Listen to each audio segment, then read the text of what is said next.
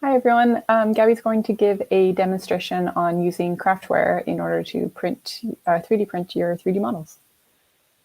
Great, thank you, Alicia.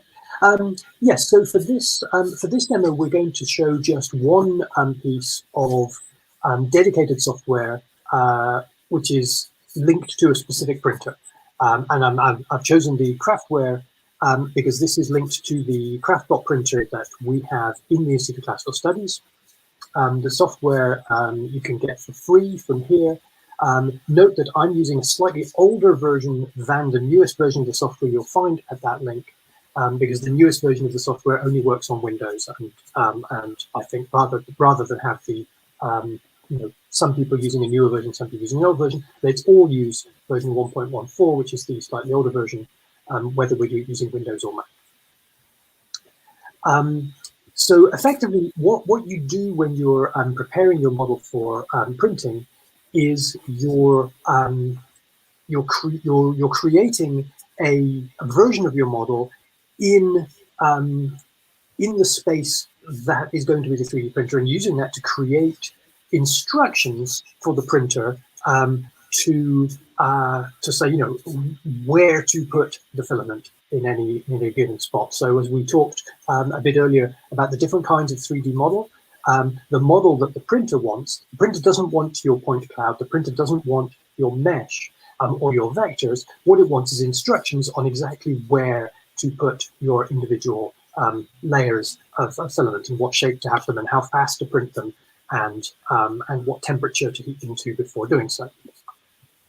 So all that is what we're producing in this point. So where we're at with 3D printing, in a way, is kind of where we were with 2D printing, let's say 35 years ago, when rather than simply sending your Microsoft Word file to the printer, you first had to turn your Microsoft Word file, or whatever your word processor you were using was, file into a PostScript file that the printers knew how to read, which was basically turning your text or your graphics into a rastered image of black and white squares that a dot matrix printer would know how to print onto a sheet of paper. I mean, we're sort of in that world with 3D printing. Things will presumably get easier in the future, where some more of this work will be done automatically for us. So this is what you get when you open Craftware, the version 1 of Craftware that we're using, and what you can see on your screen here is basically this square, this near cube we're seeing, is a representation of the print area of the 3D printer that we're talking about. And this is one of the reasons that I suggest we use this dedicated software to produce the printer files, rather than using something like Meshmixer, which can do this. Is that this software knows exactly about the printer you're going to use. If we were using a different printer, we'd use a different set of software that would have all those features again baked in. So this gives you see the print bed there in dark blue with the name of the printer on it.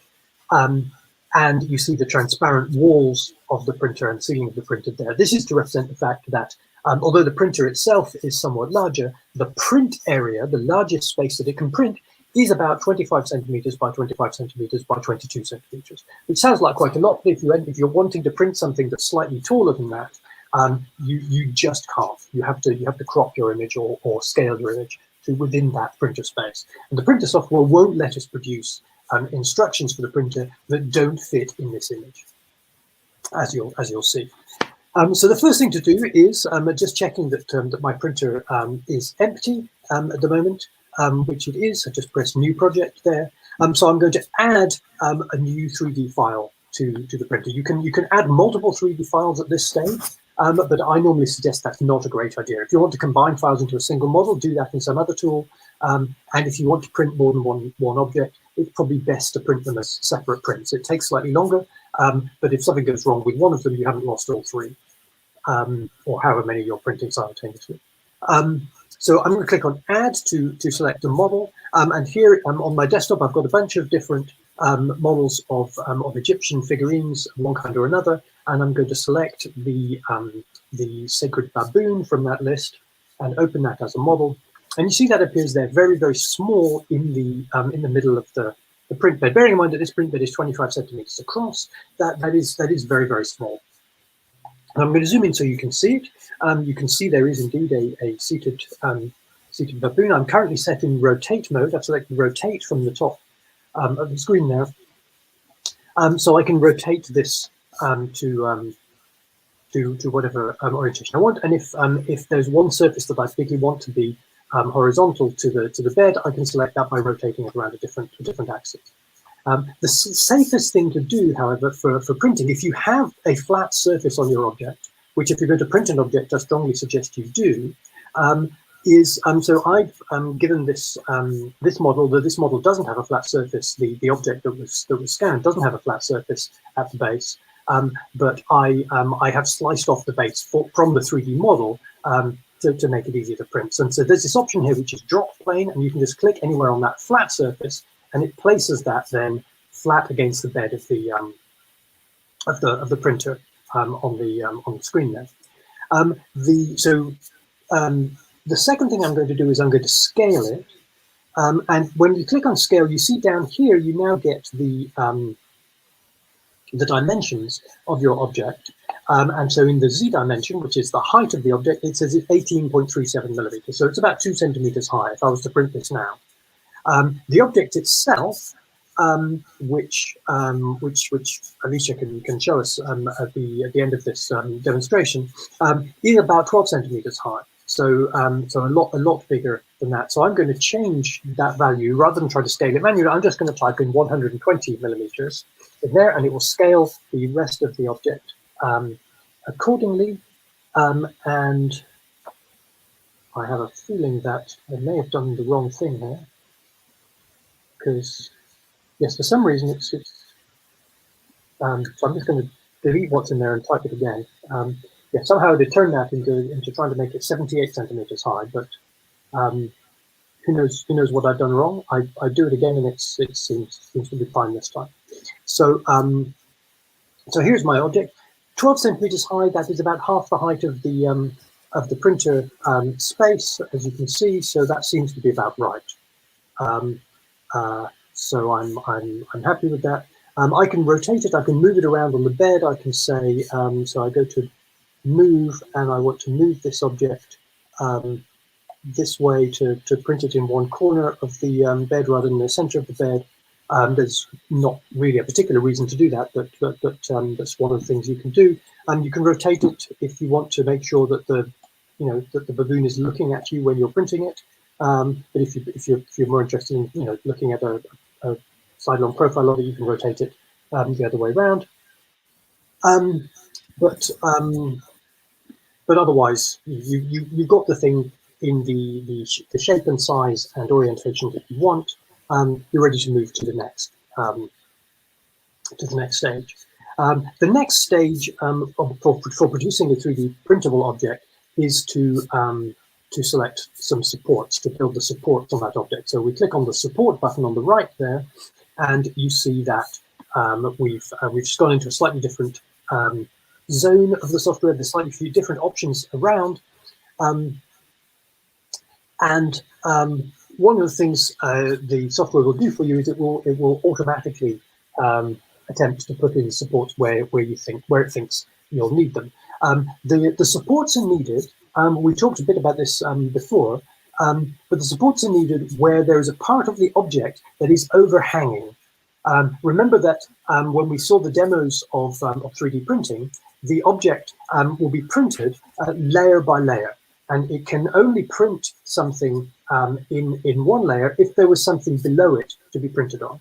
So with a sloping area like this, it's probably okay to print something that starts to lean over the layer below, but you couldn't print this underside of the chin, for example, because there's absolutely nothing beneath it for it to rest on. So that's what you need a support for. And a support is a layer of slightly lower quality, lower strength filament that has been printed beneath it, enough to hold it up, but that this can be easy to snap off and cut off and file away after you finish printing the model, so that the object looks the shape that you want it to.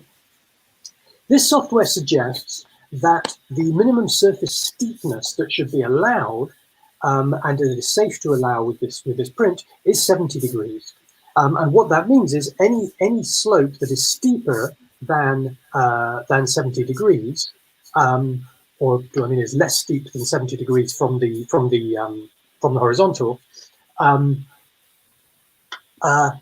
needs to have a support put under it. So if we ask the software to auto-generate support for us, you see that it puts support in all these places. And although I said I think that those legs are fine, the software clearly disagrees. The software thinks that you probably want supports under those legs, under the knees there, under the chin, under the ears, and even a little bit down there under the haunches of the seated figure. I don't think you need supports in all those places, but if you want to be safe, go ahead and print like that. The disadvantage of having all those extra supports is that although they're designed to be easy to snap off and cut off, they will always leave a mark when you cut them off. And if your object is slightly fragile and has very fine areas, then there's a risk of damaging them while you're trying to crop off the supports. This object doesn't. This object's fairly solid, and all of its zones are fairly chunky, so it's not going to do much harm. But what I tend to do is I actually would say that 85 degrees is actually fine for the supports you need. So you can auto-generate supports at 85 degrees, and you can see that it's only giving you a few supports there, nothing under the ears, just a few under the chin, and that's about it. And that's probably how I printed it when I did so. But you also have a third option, which is that you can place the supports yourself manually. You can say, I want to have a couple of supports under the chin. I'm going to place them here and here and here, and you see that the supports automatically go straight down to the ground beneath them. And maybe I want a couple more supports there as well. And you see it's also coloured with orange anything that it thinks you need supports for. But the other thing you can do, and I think I can control click or it's command click to get rid of that support that was there, and I can say I want that support to go from here. But if I, instead of just clicking once, I click and hold, I can then take the other end of the support to where I want it to end, and that support comes down at a slight slope. So that support, if I rotate it, you might be able to see is not a perfectly vertical support. It's sloped slightly inwards. So you haven't had to have a support come all the way from the ground. It's a much shorter support up from there. There's less likelihood of the support collapsing under its own weight before you get to the chin of the object. So when you're happy with the supports, and really you'll have to try this out a few times before you know and you have an instinct of what supports are safe for this object. So I might have tried this with these very minimal supports and find that parts of my object just sort of collapse on themselves and look like a complete mess. So I throw it away and I have another go with better supports. In fact, what happens is I tried a version with much more supports than this, and it was so ugly when I cropped off those supports that I thought, surely I can do one with less, and that's what I ended up making this decision. Once you're happy with the supports you have, you then need to what is called slice the model, and there's an easy mode and an expert mode for slicing, and slicing basically means turn it into these usually about 1/3 of a millimeter or 1/5 of a millimeter thick layers that the printer is actually going to print one at a time. And this simple mode simply just says, do you want this to be medium, high, or ultra quality? And which printer filament are you going to use? You can use PLA or ABS. For the printer we can only use PLA with in the ICS, I mean, because that's the only filament we have of the right size. And we have a choice between medium, high, and ultra quality. And I'll just show as a quick demo. If I put this as ultra quality, and then I say slice, what it will do is it will print at the highest quality it can, or at a very, very high quality at any rate. It'll produce the zones. So this defines both the areas, the layers, the areas it's going to print, the areas of supports, which are lower quality than the others, and also when the printer has to turn off when it's skipping from one spot to another, and what speed it's going to go at all those. And it also prints a fill inside the object. The object is not solid. The object is only probably about 20 or 25% filled in the inside. So it'll print those parts much faster because it doesn't matter if they're a bit messy because no one's ever going to see them. So there's the object. It's a little bit ugly on the screen, unfortunately, but it is the 3D object, and you can see up here that it is predicting that the time taken to print this object will be 4 hours and 23 minutes. In my experience, this particular software underestimates the time it takes to print on a Craftbot printer, and that would actually be something closer to 5 hours, maybe 4 3/4 hours or 5 hours to actually print. In contrast, if I go back to the slice window and I select instead the medium quality, that is the lowest quality that this tool allows, it'll produce again 3D object in slices. This will be slightly cruder. You'll be able to see the horizontal lines on the object because it's printing in much thicker layers, but it will print a lot faster. This now says it'll print in 1 hour and 44 minutes. Again, that probably means a bit more like 2 hours, maybe 2 hours 10, but nevertheless, a lot faster than the previous version.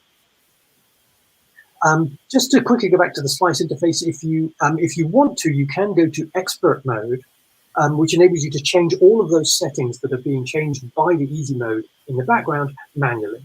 And so you can, for example, you can set the density of the infill in the object. You can decide whether you want a square grid or a grid of other shapes.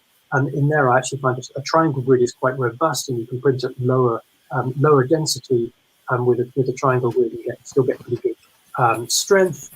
In there, you can say speed up the printing of the infill because it doesn't matter. You can define the thickness of the top layers. The top layer of the object is three layers of filament thick. You can set the temperature of the printhead. This has been set automatically because it knows what temperature to print PLA at. But if you say actually I'm printing this pretty fast, so I want it to be a bit hotter, you can set the temperature a few degrees hotter, and so it'll heat it up a bit more. There may be risks involved in that, but in any case, you can make those sorts of decisions. You can decide whether you want to print a foundation around the object, etc., which just basically gets rid of a bit of the printer filament before you start, gives the printer a chance to heat up, and also potentially gives a bed beneath a raft, as it's called, beneath the object, that gives the object a bit more stability. So it'll print these 5 layers of raft, and then the object it'll print on top of that, which gives the object a bit more stability on the printer. If your object has a fairly fine base, there's a danger that the object will become unstuck from the base in those 2 or 3 or 4 hours that it's spending printing, and the object will come off. So printing a raft under it reduces the danger of that happening. And the raft is going to be fairly easy to snap off from your object after it's printed as well. But I'm going to go back to easy mode, and I'm going to select high, which is the intermediate quality, and I'm going to slice it, and that's probably going to tell me that it's going to take, what, about 3 hours or so? So it thinks 2 hours, 26 minutes. I'm guessing that's more like 3 hours, but that's just a guess. And so that's given the printing instructions for the printer. And so what I'm going to do is I'm going to save that in a format called G-code. And that's the file which I will put onto a, so that's a baboon at medium quality. That's the format which we will save to the 3D printer, which I will save onto a USB stick, for example, and I'll put the USB stick into the printer itself, and that's how the printer has access to this file. You can also, with some printers, send them via Wi-Fi, but for the simplest printer that we have, we simply use a USB stick. You can now imagine from one of the time-lapse videos of 3D printers working earlier that this is 3D printing, and we come back 3 hours later, and we take the object off the 3D printer, and Alicia has the object. Yeah, so this is the final product that Gabby and I printed a couple of years ago. I think we printed this on the high setting, and I don't know, probably too hard to see with this color and lighting, but it's a bit rough under the chin where we snapped the supports off of. I could file that down if I wanted, but you can't really see it like that. And yeah, and we printed it in a light neutral color, so I could paint it if I wanted, or yeah, anything. And this baboon actually, I believe, is the 3D model is on Sketchfab on the ICS Sketchfab account. So if you want to view and download it, and if you have access to a 3D printer on your own, you can also print it. Cool. Yeah. So there's so one of the exercises we'd like to suggest is to actually, although we're not physically having this summer school in the ICS with access to the 3D printer, nevertheless to try out the 3D printer software and get a sense of what it is you're doing. So we've used free software for that reason, and you should have, you know, most of the functionality you need should have been demonstrated in this session. So so there again is the link to the software. Go and give it a go. Thanks very much.